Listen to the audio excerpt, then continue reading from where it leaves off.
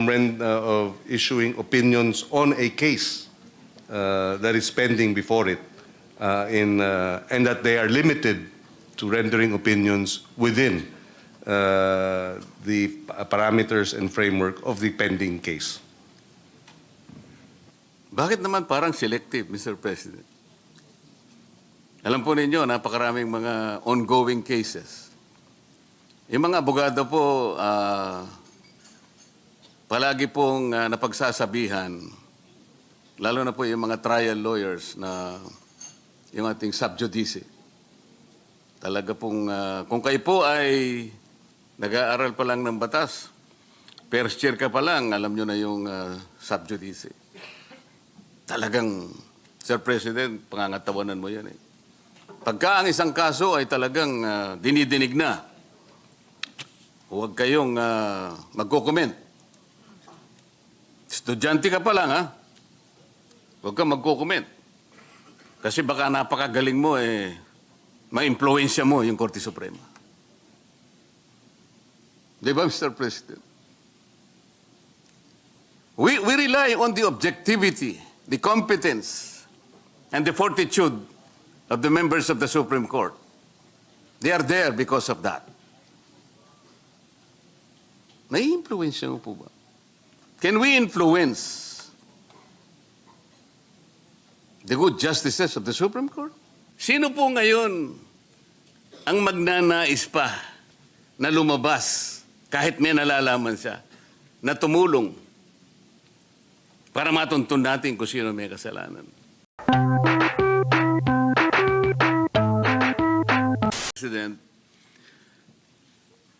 kamakailan lamang po ay merong isang tao na naging controversial dahil sa kanyang ginawang pagtestigo dito sa Blue Ribbon Committee. Ang pangalan niya po ay Orly Gutesa. Si Orly Gutesa po, kagaya po ng nalalaman na ng marami, kung hindi man lahat, he testified before the Blue Ribbon Committee, and he was the only one who was able to connect the dots between Saldico and Martin Romualdez. He chose to present himself before the committee, took his oath, and he allowed himself to be interpellated by the members of the Blue Ribbon Committee. This representation thought that that was the thing to be done. Pagkatapos po noon, Mr. President, yung mga tao na ang paniwala nila ay hindi dapat pakinggan yung statement sapagkat obviously pinoproteksyonan nila yung mga pangalan na nabanggit doon, ay gumawa sila ng paraan para discredit yung mama, meaning Orly Gutesa. Nagsimula po sila na hanapan ng butas yung nagnotaryo doon sa dokumento. Sa akin pong palagay, Mr. President, naging muti ang academic yung notaryo sapagkat yung testigo humarap naman. Maghapon na nandito po kasama natin tumestigo at sinagot lahat ang mga tanong sa kanya. Ngunit hindi po sila nagkasya doon. Talagang pinagsikapan nila sa pagitan ng pag-disown nung notary public ng kanyang alleged signature. Mr. President, gusto ko pong malaman ngayon, hindi po ba kalakaran na yung mga nagpapanotaryo, ibibigay lang po yung dokumentong gusto nilang ipanotaryo sa opisina ng kanilang pinuntahan at kung magkano man ang bayad na hihingin sa kanila, magbabayad po at kukunin na nila yung notaryo o yung dokumentong pinanotaryo. Hindi po ba ganun ang kalakaran, Mr. President?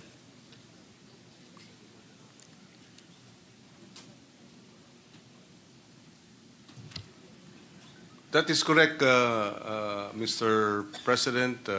kinakailangan ng personal appearance nung affiant. Ganun nga po ang ginawa niya, Mr. President. At kung titingnan po natin sa mga matataong lugar, for example, the vicinity of a city hall, doon po dikit-dikit po ang mga opisinang nagnonotaryo. Ganun pa nga pong nasa jeep na nagnonotaryo. Pangkaraniwan po bang nangyayari, Mr. President, na yun po nagpapanotaryo bago siya umalis ay pipilitin niyang puntahan yung inaakala niyang nagnotaryo at sasabihin niya, "Ma'am, sir, pasensya na po kayo. Gusto ko lamang pong malaman kung talaga kayo po ang pumirma dito sa dokumentong ninotaryo ninyo." Nangyayari po ba yun? Sinisiguro po ba nung nagpanotaryo bago siya umalis na yung inaakala niyang nagnotaryo sa kanyang dokumento ay siya nga? At nire-require po ba niya na talagang patunayan ng nagnotaryo na pirma niya nga talaga yung nasa dokumento? Well, base sa personal kong karanasan, mayroong assumption ang nagpapanotaryo na talagang yung nagnotaryo ay mayroong komisyon. Hindi ho kickback. Ibig sabihin, notarial commission. May authority. So, I agree na hindi practice yung ang nagpapanotaryo, tatanungin pa yung nagnonotaryo, ikaw ba talaga itong pumipirma? In fact, kabaliktaran. Ang notaryo nagtatanong dun sa pipirma, ikaw ba talaga ito dahil kailangan mong humarap sa akin? Salamat po sa inyong kasagutan. Totoo po yun. Lalong-lalo na po kung yung dokumentong sinasabi nila na pinalsipika ay meron naman pong notarial details. Ang ibig sabihin po, merong stampad na ginamit na kung saan po isinusulatan yung mga detalye ng notaryo at meron pa pong parte doon na kung saan ilalagay mo yung numero ng dokumento, yung pahina, pati po yung bilang ng Book of Registry. Yung pong dokumento ni Gutesa, Mr. President, pag sinalat mo po, meron po kasi akong kopya. Meron pong dry seal. Ang ibig po bang sabihin, Mr. President, si Gutesa, kinakailangan pa niyang maghanap o mag-imbento ng stampad para sa notarial details at saka yung lugar ng opisina na kung saan i-stamp mo doon? Manghihiram o magnanakaw kaya siya ng isang dry seal? Paano gagawin ng isang ordinaryong taong pumunta sa isang notarial office na hanapin lahat ito? Saan niya kukunin yung notarial number? Saan niya kukunin yung book number, yung page number? Ano po ang mapapala ng isang nagpapanotaryo kung pepekehin niya yung notaryo? Sir President,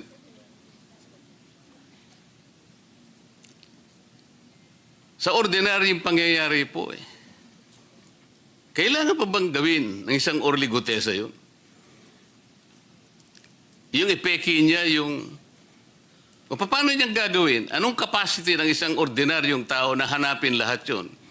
Sa konting oras na natitira sa kanya dahil kinabukasan kailangan makarating siya rito para personal siyang tetestigo. Ano po ang mapapala, Mr. President, ni Orly Gutesa kung ang kukunin niyang notaryo ay peke? Well, bilang abogado, if I may be allowed, clearly, ang merong, at the very least, ang dapat may pananagutan dun, yung pumeke, rather than si Ginoong Gutesa. In good faith, the way I see it, no, I could be mistaken dahil hindi naman natin nakausap personal si Mr. Gutesa. So this is really more speculative. In good faith, pumasok siya ron. Sinabi, magpapanotaryo, pinirmahan ni Ginoong Gutesa. At yun na nga, may stamp, may signature, may date, etc. So, kung merong may pananagutan dun, yung nameke. Kung totoo ngang peke. At base ata sa findings ng executive judge ng RTC Branch 18 ay yung signature nga nung Espera ay falsified. So yung nag-falsify nung signature, yan, may pananagutan po. Salamat po sa inyong sagot, Mr. President. Pangkaraniwan po kasi, sa haba at sa dami ng mga nagnunotaryo, hindi naman po talaga yung abogado o abogada ang pumipirma. Karaniwan po, meron silang staff, meron silang secretary, na sila lang ang pumipirma para sa kanilang principal. Palagay ko po ito, Mr. President, ay pangkaraniwan ang nangyayari. Ang biro nga po ngayon yung notarial services na nangyayari sa ating bansa already transitioned into a cottage industry. Tama po ba yung observation, Mr. President? In practice po, maaaring ang sabihin na nangyayari yan. Pero hindi pa rin sabihin na nating legal. In other words, yung pagde-delegate ng notarial services sa isang staff is against the law. At according to our clerk, our court administrator, merong isinasagawang spot checking. Sino? Ang executive judge, Carl. Ang executive judge Ng Maynila. ng Maynila para madetermina kung talagang maayos yung dokumento, yung notarial registry ng mga notary, yung mga commission, notarial commissions. Kaya ko po binibigyan ng emphasis ito, Mr. President. Yung kahalagahan po ng kanyang sworn statement, kahit na po yung ating chair ng Blue Ribbon Committee, paulit-ulit niyang sinabi na yung relevance nung testimony ni Gutesa na ginawa sa harap mismo ng committee ay nananatiling valid sapagkat pinanumpaan niya before the committee. Ngunit, ang nakakabagabag nga po, Mr. President, bakit pinipilit na ibaling sa isang bagay na hindi naman yun ang punto ng pinag-uusapan? Naging moot and academic na po, ngunit pilit na ibinabalik. At ang nangyari nga po, sa takot ng Gutesa siguro, na siya po ay kakasuhan ng perjury, kakasuhan ng falsification, wala naman po siyang kinalaman at wala siyang kapasidad para gawin yun. Unang-una, wala po siyang motibo. Ang totoo po niyan, ako lamang po ang nagsabi sa kanya, ipanotaryo mo yan, Mr. Gutesa, kasi hindi man kita kilala eh. Parang karagdagang assurance lang sa akin na yung kanyang statement ay talagang ginawa niya ng buong buo sa kanyang sarili. Kahit na wala yun tatanggapin ko naman yun Sasabihin ko lang, o sige, kung talagang buang loob mo, Mr. President, sinabi ko po sa kanya, pumunta ka ron. Buang loob mo at totoo lahat ang sinabi mo, pumunta ka doon. Ganun nga po yung ginawa niya. Sa makatwid, ang aking pong gustong ipunto, kahit wala yung notaryo bakit po doon nila pilit? Doon nila pinipilit na ibaling ang pinag-uusapan.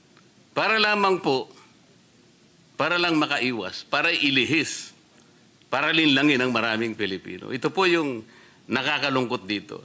Si Gutesa po, nilagay niya sa panganib ang kanyang buhay at ang buhay ng kanyang pamilya. Gutesa has nothing to gain. Gutesa has everything to lose. Siguro po, sa kanyang puso inisip niya, inasahan niya, natutulungan siya ng Estado na proteksyonan mo lang siya. Dahil sa kanyang ginawa, para matulungan ang Estado, i-prosecute kung sino talaga ang may kasalanan sa malaganap at kasuklam-suklam na iskandal na ginawa ng mga taong kasangkot dito. Pero wala po Wala siyang nahita. Despite his courageous testimony before the Blue Ribbon Committee. He did not get even the courtesy that he deserves. Alam po ninyo, Mr. President, sa kagustuhan ko po na kahit papano, maisaayos kung talagang sino ba yung nagnunotaryo na yun? Kung hindi man pirma ng notaryo publiko, meron at meron siyang kinakasangkapan para pumirma sa kanya. Sumulat po ako sa ating court administrator na sana po ang representasyong ito ay makahingi man lang ng mga samples ng mga dokumento ng mga notaryong dokumento ng abogada na ating pinag-uusapan. Ginrant po yung aking letter request ng court administrator. Nahingi po kasi ako ng sample, kahit na 3 samples lang po sa bawat buwan, mula Enero hanggang Agosto ng 2025. Ang masakit lamang po na nangyari, Mr. President, at gusto ko po bigyan ninyo ng opinion, kung pwede, kung tama ang ginawa ng executive judge. Ang sabi po niya, siya ang magdidesisyon kung ano ang sample na ibibigay sa aking opisina. Do you think, Mr. President, the executive judge committed grave abuse of discretion?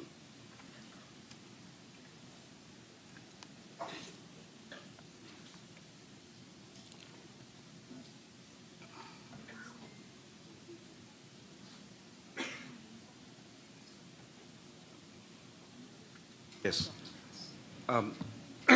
According to the court administrator, the executive judge submitted 3 samples, Sample documents. and that, and therefore they deem it as a compliance. Now, if additional documents may be requested, then the court administrator is willing to likewise allow such access to these Subject to the documents. rule on data privacy. Yes, subject to the rule on data privacy. Mr. President, ang tinatanong ko po, siya po ba ang magdidesisyon kung aling kopya ang ibibigay sa amin? Kasi po yun ang kanyang desisyon eh. Pinapunta ko po yung aking mga staff doon. 3 sila sapagkat alam ko marami pong dokumento ang nandoon sa kanyang mga notarial books. Mga 8 buwan po ang ating hinihingi. So 3, marami po yun. Ang sabi po ng clerk of court, ng RTC, sinabi raw po ng judge na, I will decide which copy is to be submitted to the office of the senator. Tama po ba yun?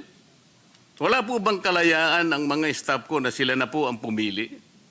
Ang balak ko lamang naman po doon na, Mr. President, establish namin sapagkat alam namin merong kamuka.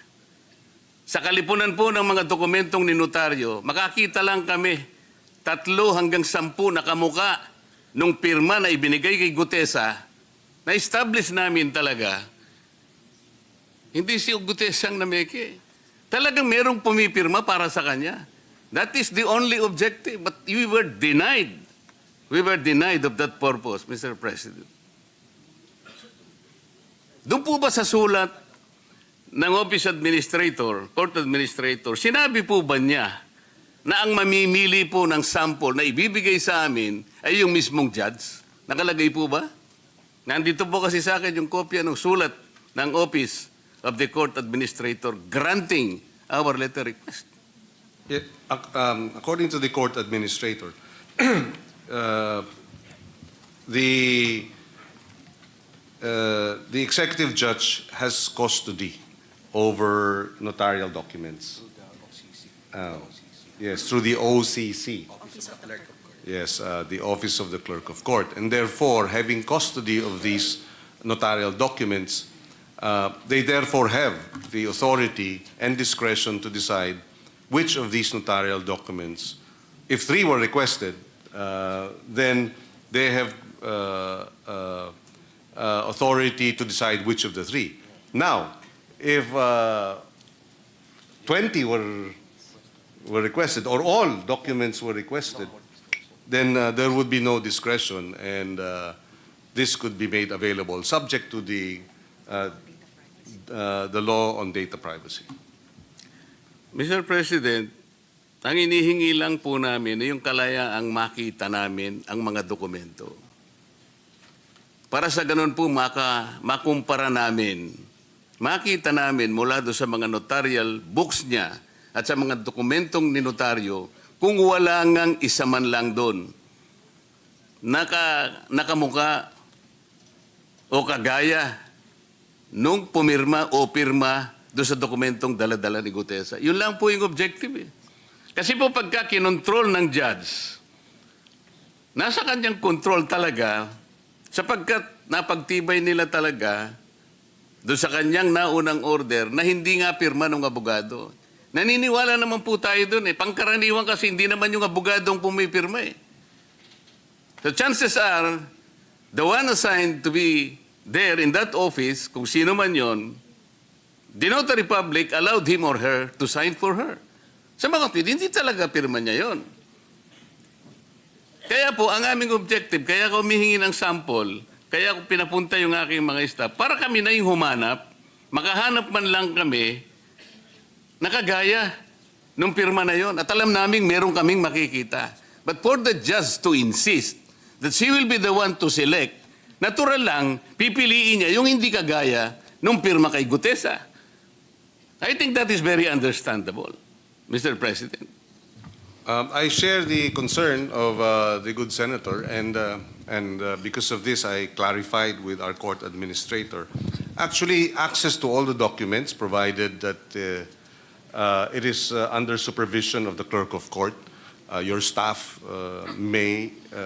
this may be granted.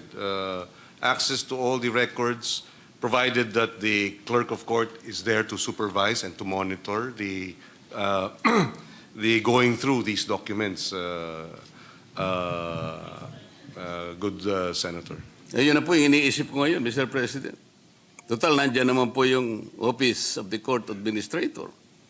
Pwede po bang yung mismong libro na ang makita ng mga staff namin mula Enero hanggang September 2025? Ma-examine lamang po. Yes, according to the court administrator, with proper coordination, access to these documents can be granted, provided that it is under the supervision of the clerk of court and the executive judge. In other words, ilalapag dyan yung mga dokumento, yung notarial book, nariyan si executive judge, nandan ang inyong staff, nandyan yung clerk of court, at pwede pong busisiin itong mga, at i-inspect itong mga libro na ito. Yun po kasi, Mr. President, ang pinakiusap namin para madali lang at makatulong din naman kami dahil marami namang gawain ng RTC. Nandun po yung 3 staff ko, nakabantay yung clerk of court, titingnan lamang po. And according to the court of administrator, they will allow such access. Siguro nag-iingat lang yung executive judge at she confined the inspection to the, as requested, 3 documents. But having said that, the court administrator now is saying that yes, access to all these records can be made available upon the request, provided that the executive judge and the clerk of court is there as your staff go through the books and subject to the Data Privacy Act. So, Mr. President, salamat po ron. Pwede po ba namin i-assume ngayon na kahit bukas, kahit na wala po kaming sulat na po sa Office of the Court Administrator, siguro po kayo na ang magno-notify sa kanila na bukas po ay pupunta po yung mga staff namin para ganun ang gawin natin. Kahit daw po mamaya, basta office hours, pwede na daw po. Bukas na po, nakakahiya naman po at nagmamadali tayong masyado. Bukas na po siguro, pinakamaganda na po yun. Just that there is coordination with the court. Opo, sana wag naman nilang itago sapagkat baka pag tinago po nila, magkakaroon po tayo ng malaking problema. Ang ina-assure po tayo ng court administrator na hindi naman daw po dahil naroon lang daw po yun. Salamat po, Mr. President. Maraming salamat. Ito po yung excerpt kasi ng resolution po ng executive judge. Kaya nakakapagbigay po ng iba yung pagdududa sa representasyong ito. Ang pinag-uusapan lang po ron, ang core issue lamang po whether or not pirma niya yun o hindi. At kung kinakailangan maproteksyonan yung integridad ng notarial service. Pero nagpakahaba-haba po yung yung executive judge. To reiterate, sabi niya po, in view of the fact that the sinumpaang salaysay contains spurious notarial details, assuming na mayroon pong kakayahan si Gutesa na siya po ay mag-i-stamp ng ganun, and a forged notary signature, and further considering that the said affidavit was presented during the Blue Ribbon public hearing, this office finds that its presenter, Mr. Gutesa, and all persons who made use of said documents not only introduced the forged and notarized inumpang salaysay, but also actively participated in its falsification. Saan naman po kayo nakakitang order na gano'n? Ako po yung nagpresente. So ako pa pala ngayon ay masasangkot sa falsification dahil sa aking paniwalang totoong sinasabi ng mama na ito, pumunta ka roon kung buwang loob mo, pero panutaryo yan, dagdag na kumpiyansa para sa akin. Ako pang nalintikan, Mr. President. Sabi pa po niya, the above-mentioned statement is an excerpt from the resolution, and ito po pala, pasensya na po. Succinctly, it is an established rule, well buttressed upon reason, that in the absence of a satisfactory explanation when a person has in his possession or control a falsified document and who makes use of the same, the presumption of inference is justified that such person is the forger or the one who caused the forgery and therefore guilty of falsification.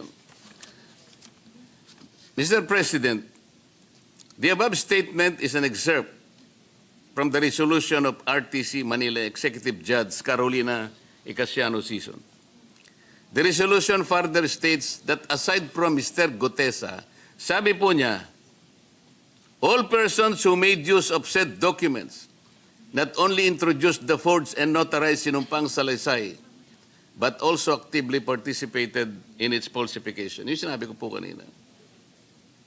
Did the judge abuse her discretion?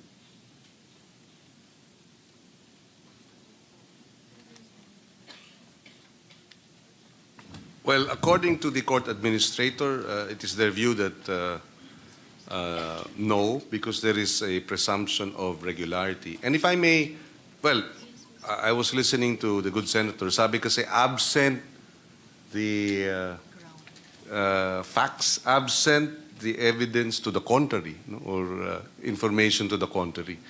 Mukhang based on your explanation now and your narration, mukhang may absent nga dun sa information na which led to that ruling. That is my personal opinion as a lawyer. But according to the court administrator, because there is a presumption of regularity, then there was no abuse of discretion. Saan po ibinase yung presumption of regularity, Mr. President? All persons who made use of said documents do not only introduce the forged and unauthorized sinumpang salaysay, but also actively participated in its falsification. Tinawag ba niya ako doon o yung mga taong nag-present ng document na yon? Wala po. Ang totoo po niyan, this representation requested a copy of her resolution. Hindi po niya ako binigyan. Ang sinabi po niya, you are not party to the case. Who is party to the case, Mr. President? Ang sabi pa po niya, she gave a copy to the Blue Ribbon Committee. So this representation nagpakuha po, nag-request sa Blue Ribbon Committee. Sabi ng Blue Ribbon Committee, we have no copy of that resolution. So, sino po binigyan niya? Regular po ba yun? Where is the presumption of regularity here? Sabi niya, hindi ako party. Hindi ko naman sinabing party po ako, but party po ako ng Blue Ribbon Committee. And I am a senator of the Republic. Hindi man lang ako bigyan ng resolution. What is so secret? What is so spectacular about this resolution? Bakit po?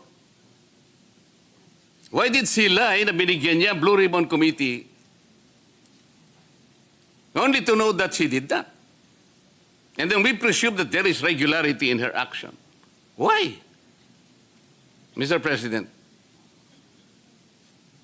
Well, according to the court administrator, the executive judge, they would assume knows her responsibilities, is aware of her role, her responsibility, and the authority given to her as custodian of these said documents. And that's where the presumption of regularity of her actions kick in, Mr. President. Mr. President, the presumption is disputable, isn't it? Definitely, it's just a presumption. We are disputing the presumption, Mr. President.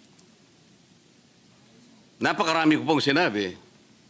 We were only asking for samples within which to compare the signature in Gutesa's document. Siya pa ang mag-select until we were given now the right to examine all this. We requested for a resolution, a copy of a resolution. Ayaw po niya akong bigyan because I am not a party to it. Who is the party?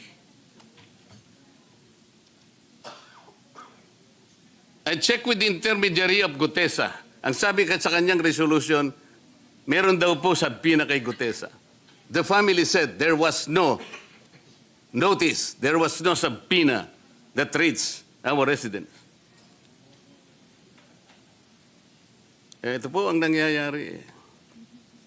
May problema po ba tayo, Mr. President? Dapat po siguro tinutulungan natin ang mga taong nagkukusa para tumulong, para hanapin ang katotohanan. Kahit na malagay sa alanganin, sa panganib ang kanyang buhay. Pero anong nakuha niya? Sino po ngayon ang magnanais pa na lumabas kahit may nalalaman siya na tumulong para matuntun natin kung sino may kasalanan? Walang iniwan sa isang tao na pumunta sa barangay, Mr. President. Nagsumbong. Yung pong taong yun, Mr. Barangay Captain, magnanakaw po yun ang kalabaw.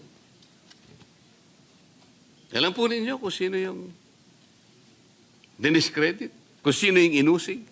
Yung nagsumbog na may magnanakaw ng kalabaw. Yung magnanakaw ng kalabaw, hindi man lang.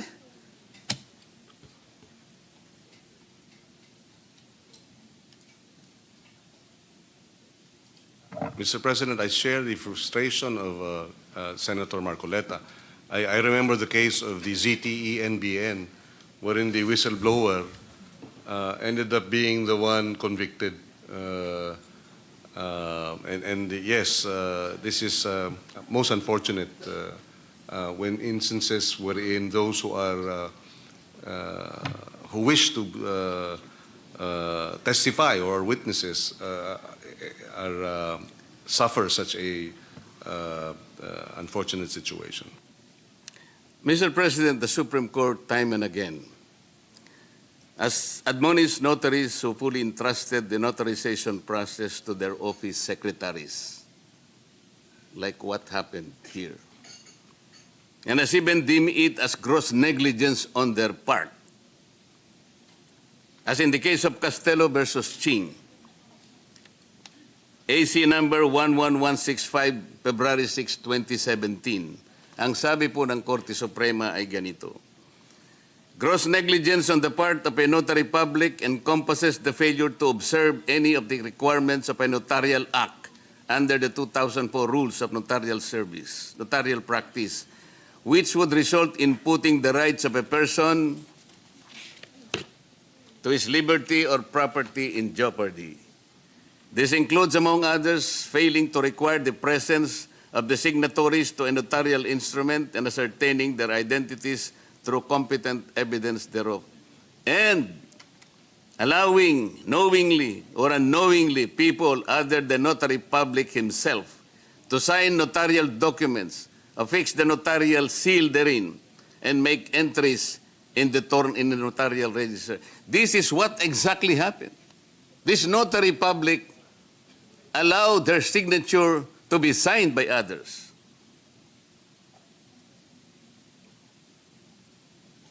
To use their notarial seal by others and make entries in the notarial register. Hindi siya mismo. Isipin po niyo yung lugar niya. Pinakunan namin ng litrato. Ano po yung nakapaskel doon sa isang maliit na opisina na yun? Tabi ng kalsada. Dikit-dikit ang mga notarial offices. Alam po ba niyo yung nakalagay na sign? Affidavit. Notarial affidavit. 24/7. So hindi na natutulog yung abogada ron kung siya nga yung nandun.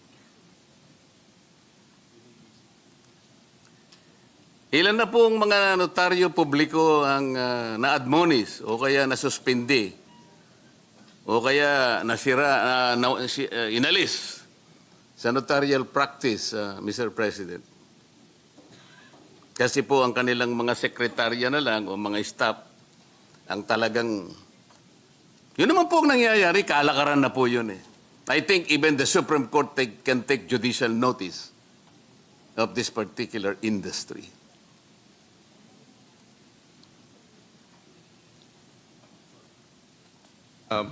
Our apologies, good Senator. I was just clarifying a matter regarding whether or not Attorney Espera Opo. did delegate. Of course, that is a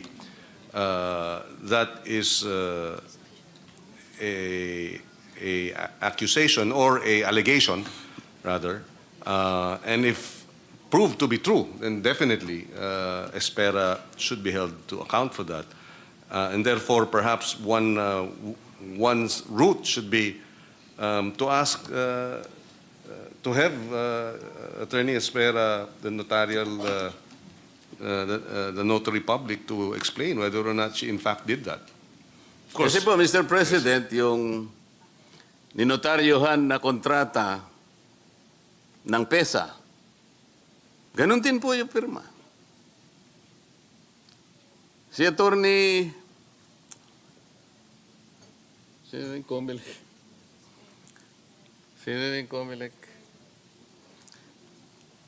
Romy Macalintal. Nung makita niya po yung dokumento ni Gutesa na yung pirma gano'n, kapareho din ito yung mga ipinresent nila rito, yung intervenor sa isang barangay. Ang dami po nito. Kapareho din po yun eh. Kaya po, tinatanong ko, ilan na po yung nasuspindi kaya? Ilan na yung na-reprimand? Ilan na yung kinastigo ng Korte Suprema? Baka naman po, mangilan-ngilan lang, kaya po siguro naging cottage industry na po ito eh. Gaano po tayo kaingat yung pagbabantay sa ganitong mga ginagawa ng ating mga abogadong nagnonotaryo po, Mr. President? according to the court administrator, marami na raw na suspend, no? Na notary public dahil dito sa ganitong mga hindi tamang mga kilos at very serious ang Korte Suprema sa ganitong mga usapin when it comes to notarial commissions and such acts, such malpractices. Gano'n na po kaya karami, Mr. President? Kasi po kung ibabatay natin sa mga notary publics na nagkalat na po, parang mga kabuti na nagsulputan sa napakaraming mga lugar, lalong-lalo na po sa mga mataong lugar. Ganyan lang po sa City Hall po, wag na tayong lumayo. Makikita po ninyo yung dikit-dikit na nagnunotaryo na wala po kayong makikitang abogado ron. Yung iba po, itatakbo pa nga sa isa skinita. Pagkatapos, hintayin mo ako riyan. Pagkatapos mo magbayad ng kaulang halaga, tsaka niya ibabalik sa'yo. Gano'n po karami? Wala daw po ngayon, right now, ang numero. They will be submitting. So, Mr. President, ina-assume po natin yung dami po ng nagnunotaryo ngayon na dikit-dikit sa paligid ng mga city halls ng ating bansa. Lahat po ba yon ang pumipirma yung mga abogado? Under the law and the commission, dapat. Dapat Now, po. Yes. Pero sa nangyayari, sa totoong buhay, sila po ba yung nandoon na nagnunotaryo, Mr. President? Well, dapat din under the law, pero yung realidad, Hindi po, hindi ba? maaaring ang merong dinedelegate. Yun nga po eh. Si Gutesa ay biktima po rito. Siya po yung nabiktima rito. Pero siya ngayon ang kakasuhan ng falsification, ng perjury. Ang tanging kasalanan niya ay lumabas lamang at nagpasya para tulungan ang Estado hanapin kung sino ang utak ng makawalang hiyang nangyari sa ating bansa. Mr. President, mag-iba naman po tayo ng area. Medyo na-high blood po si Congressman Sherwin.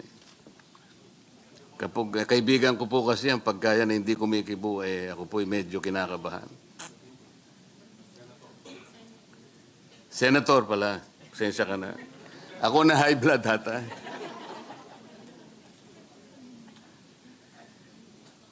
Kamakailan po ay nagpalabas po at nag-approve ang ating Korte Suprema, Mr. President, ng Rules on Extradition Proceedings, which I think took effect on November 10, 2025. Tama po ba yun, Mr. President? That is correct, Senator Marcoleta. May I know, Mr. President, that, or do these rules apply only when there is an existing extradition treaty between the Philippines and the requesting state? That the court administrator says yes, answers in the affirmative. In the absence of an extradition treaty, Mr. President, is there any legal process that the Philippines may rely on to surrender a Filipino citizen?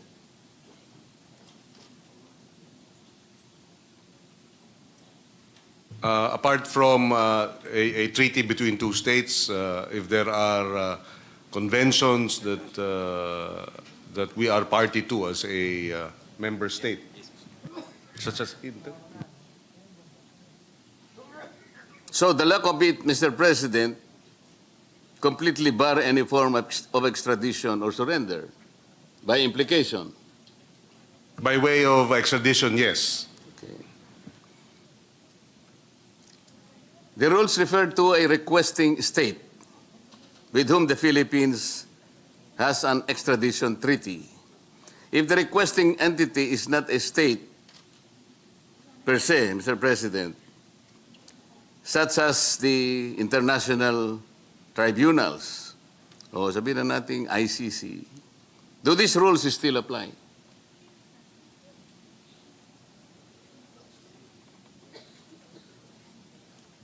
Strictly speaking, no, because the ICC is not a state. So where do we stand now? Because ICC is not a state, and we have our own constitution. And there is, for example, a warrant of arrest issued by the ICC. But under our constitution, no person shall be deprived of life, liberty of property without due process of law. Which will prevail, the ICC or our own constitution? Yes, as earlier manifested by the court administrator, the extradition treaty, the extradition rules does not apply to the ICC, but there may be other international conventions or agreements that the Philippines is a party to that may apply. But again, they have not identified which of these possible conventions, which of these conventions, if any, would be applicable. Wala naman international conventions, Mr. President. As a matter of fact, the Philippines just withdrew from the Rome Statute. Anong basis nila ngayon? Ang nakalagay po sa ating, meron po tayong batas Republic Act 9851 po yata yun, if I'm not mistaken. Na pwede mo lamang i-process for extradition or surrender or whatever it is. First of all, what is the difference between surrender and extradition? Except for the spelling, Mr. President. I'm sorry, Mr. President. I was clarifying with the indulgence of the senator. Yes. What was the? Ano po yung pagkakaiba bukod sa spelling ng extradition at surrender in the context of Republic Act 9851?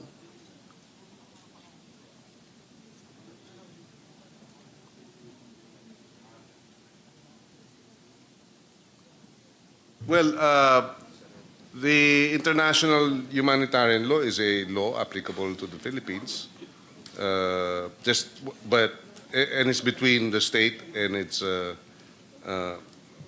citizens as well as other parties, while the extradition treaty is a treaty between two states. So surrender or extradition will take different meanings given these three or four different how do you call it, rules. So rules on extradition proceeding will be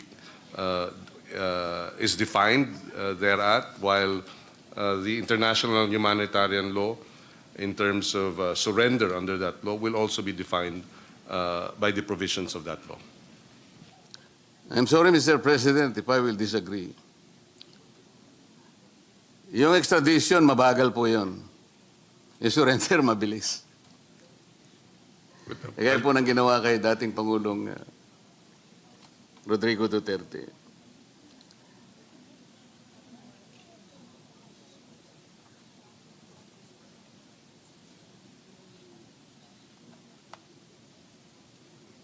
Does the principle of complementarity allow the Philippines to decline surrender on the ground that domestic institutions are able and willing to investigate and prosecute?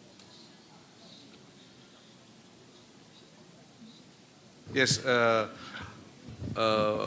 the court administrator is constrained to reply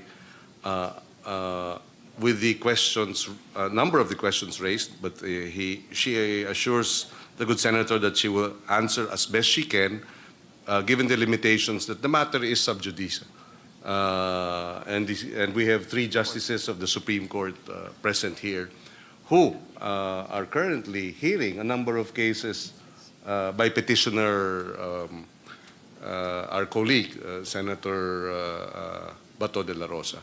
So in that regard, they beg the indulgence of the good senator that it being sub judice, they would refrain from giving opinions outside of the rules on extradition proceedings. Mr. President, am I made to understand that we can only request for, let's say, clarifications or answers lingering in our minds from the court in the actual litigation and not in a case like this where this is also a good chance to be able to take advantage of the teaching function of the Supreme Court. Kailangan bang nasa korte tayong lahat and there is an active case being litigated? Is this not a proper forum for the Supreme Court to also advise us, to help us in the context of being able to, let's say, lay down the foundation of a budget that will cater to most people. In this case, according to the court administrator, they are not. They are prohibited from of issuing opinions on a case that is pending before it, and that they are limited to rendering opinions within the parameters and framework of the pending case.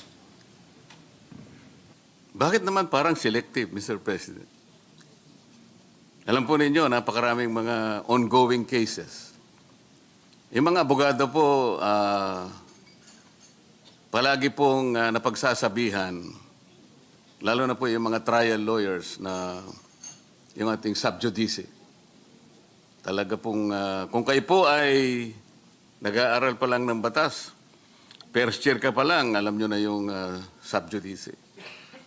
Talagang, Sir President, pangangatawanan mo yan eh. Pagka ang isang kaso ay talagang dinidinig na, huwag kayong magko-comment. Estudyante ka pa lang, ha? Huwag kang magko-comment. Kasi baka napakagaling mo, ma-impluensya mo yung Korte Suprema. Di ba, Mr. President? We rely on the objectivity, the competence, and the fortitude of the members of the Supreme Court. They are there because of that. Nai-influensya mo po ba? Can we influence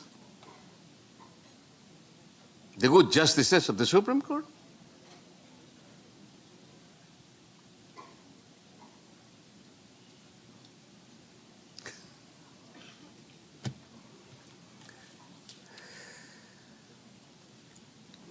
It is not a matter of whether the justices can be influenced or not, but more that if they issue opinions outside of the process that is of the case that is pending, that it may affect their standing in terms of the perception that they may be partial for one or another party. So therefore, they refrain from providing legal opinions on matters that are sub judice. Hindi po ganun ang aking pagkakaintindi, Mr. President. Ang mga justices ng Korte Suprema, kahit nasan sila, kahit nasa palengke sila, nasa punerarya, kung nasa man, hindi magbabago yun. Ang batas palaging ganun. Kahit anong sabihin natin, our opinion will not even matter. Ang pinag-uusapan natin ay kung paano tayo makakahingi ng konting tulong sa kanila upang lahat ng ating alalahanin ngayon para hindi nagtatalo-talo. Halimbawa, mabigyan nyo na kami ng pangunahing guideline. Halimbawa, bakit naman po kung halimbawa retired justice na ng Korte Suprema, aktibo yung kaso, pinag-uusapan pa lang. Meron silang column sa dyaryo. Pero nagsusulat pa rin sila eh. Pero sila yung unang nagsabi sa amin, wag ninyo yuyurakan ng sub judice.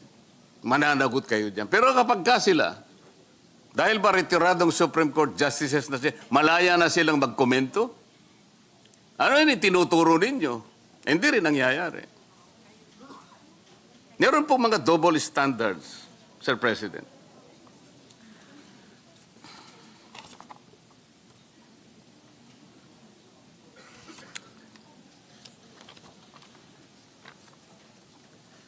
Salamat po. Magpapasalamat na lamang po ako dahil sa napagbigyan ako na ang aking pong mga staff, Mr. President, ay pinayagan ng ating court administrator.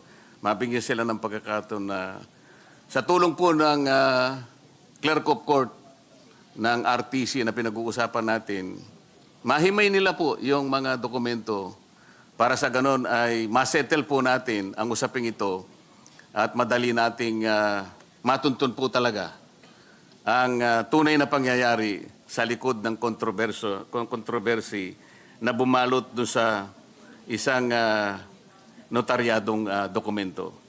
Maraming salamat po sa panahon, Mr. President, Mr. Chair. Maraming salamat po sa inyo. Maraming salamat din po, Ginoong Senator Dante Marcoleta, for your Majority interpellation. Leader. Thank you, Mr. President. Mr. President, next to propound some questions to the